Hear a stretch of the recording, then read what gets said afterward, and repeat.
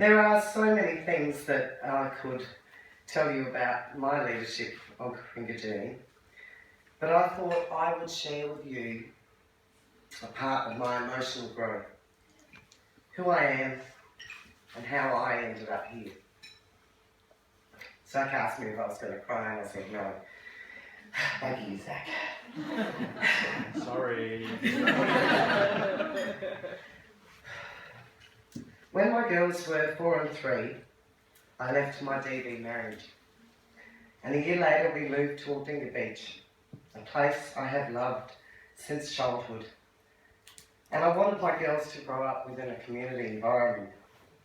My youngest was having health issues, and a long story short, she was diagnosed with juvenile arthritis and later on with Asperger's.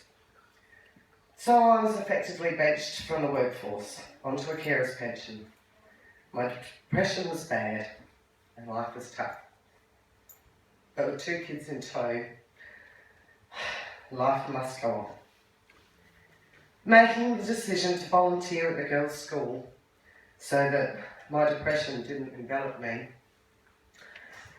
I then ended up volunteering when I could for salvos and binnies, administrating a few Facebook pages within the community, helping with the tour down under, which eventually led me to be on the committee for Aldinga Bay Business Tourism Association, which voted me as vice chair last night.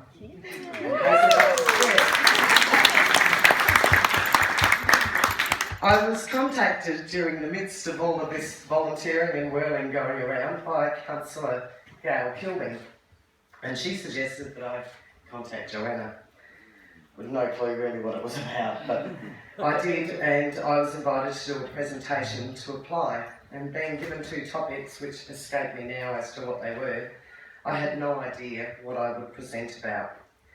10 years ago I was in the corporate world and I would have had all the fancy overhead projectors and all the bells and whistles and it wouldn't have been a problem. But at that point in my life, that was so far removed from my current world.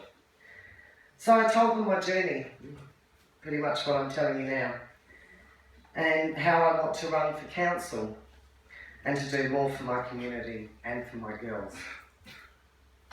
Much to my disbelief, I was accepted. And here I am, graduating. Leadership began and my passion for my community was obvious right from the beginning, much to the annoyance of some of the participants. This brought out my anxieties and I started censoring myself and holding back within the group for fear of offending others, emotionally on guard and watching what I said. Then on a dark winter night driving home with my girls, I hit a dog. I should say the dog hit us.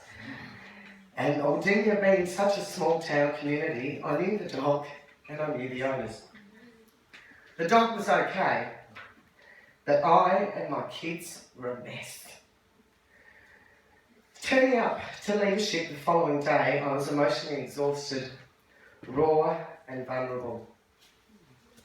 Having barely slept, I ended up having a quiet meltdown with Joanna, my therapist, my priest.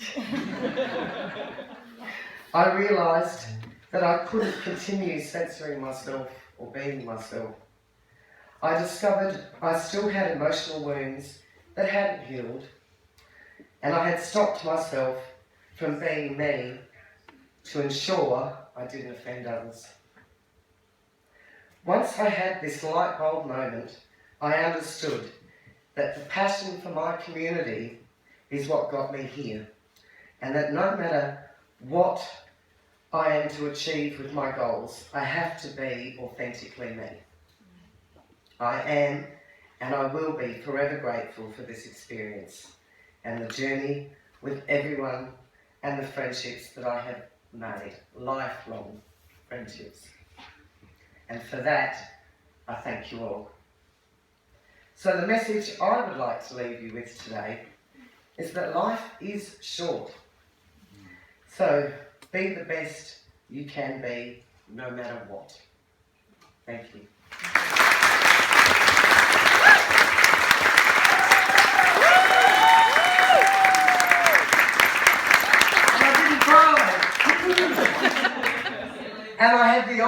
introducing the fabulous Janice Simons. Come on down.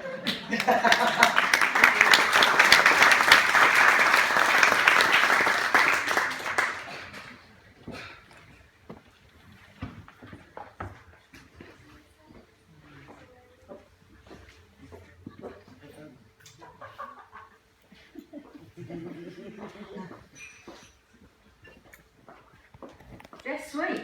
Well, you're a hard act to follow. So that's why I thought I'd